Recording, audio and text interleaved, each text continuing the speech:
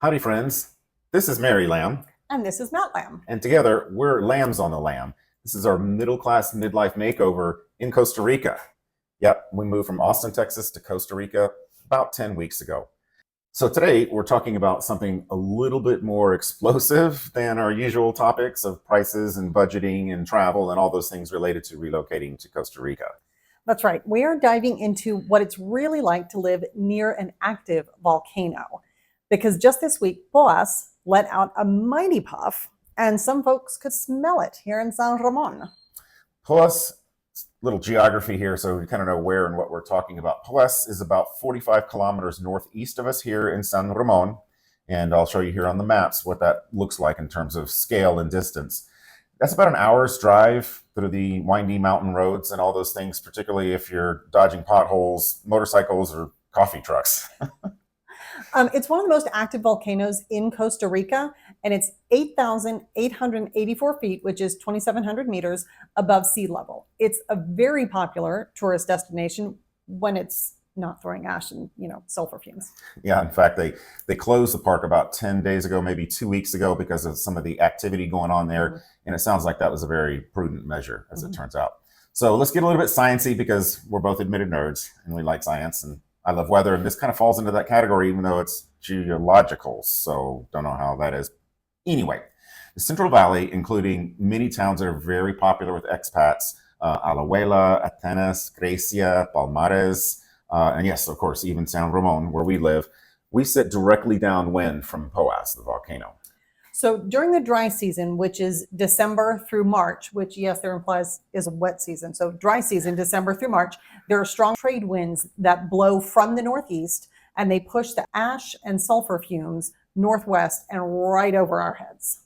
Yes, and even though it's December to March, in April, it hasn't really changed yet. Rain hasn't really started. So we're still getting that predominantly northeasterly wind blowing ash and stuff from Poás southwest, which is kind of in the direction that we live from Poás. Well, as you've heard, we're some self-admitted nerds, and I'm a super nerd when it comes to the weather. So here we go. This is a windrose diagram. Never heard of it?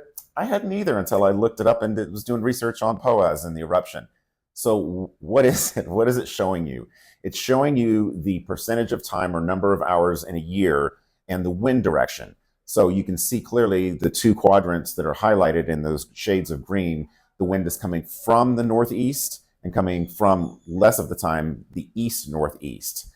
Those are the prevailing winds here throughout the entire year. So that's what that's showing you. Why is that important? Because Poás is northeast of us. Pretty shades of green. That's what I get out of that. They're pretty shades of green with a lot of information.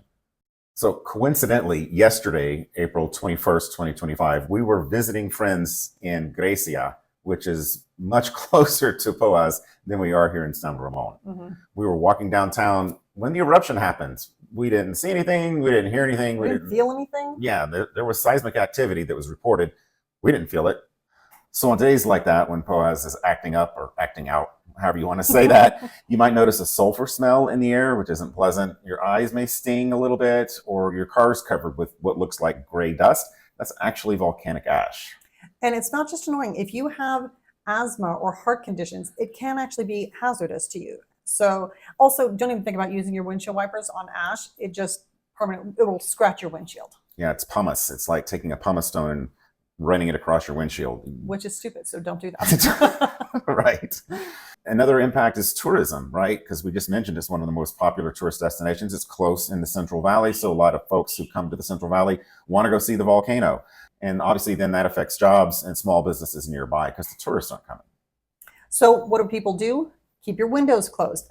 Remember that most people in Costa Rica don't have air conditioning, so we just keep our windows open and it's nice and cool, and that's how we deal with it. But if there's ash in the air, you're going to need to keep your windows closed. You're going to want to cover whatever external water tanks you have. And follow any alerts from, let me see if I can say this right, OVSICORI, OVSICORI, which is Costa Rica's volcano monitoring agency. It's part of the national university system here. Another good idea if you're in Costa Rica and this is happening like it is right now, recommend checking out wind direction apps if you're planning like hikes or park visits, because you don't want to be walking around and that stuff raining down on your head. In Costa Rica, you prep for rain, obviously, and ash, paradise has its smoky moments, but it's all part of the adventure, right? Absolutely, exactly.